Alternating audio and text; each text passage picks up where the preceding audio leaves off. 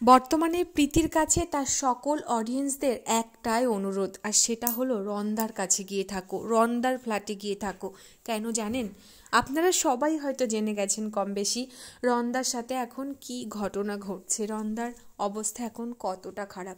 তবে আরও একটা সত্যি কি আপনারা জানেন, রন্দার দিদির অবস্থাও কিন্তু খুবই খারাপ, অর্থাৎ প্রীতির ননদের অবস্থাও কিন্তু খুবই খারাপ।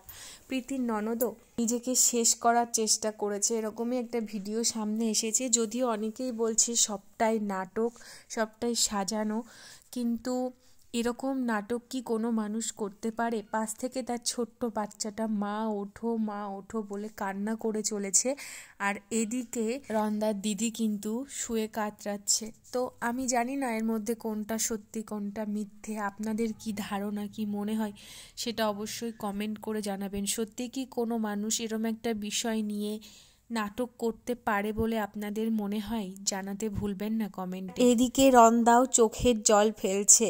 প্রত্যেকের একটাই কথা, ছেলেরা কখনোই নাটক করে চোখের জল ফেলতে পারে না, অর্থাৎ রন্দার সাথে সত্যিই খুব খারাপ কিছুই হয়েছে।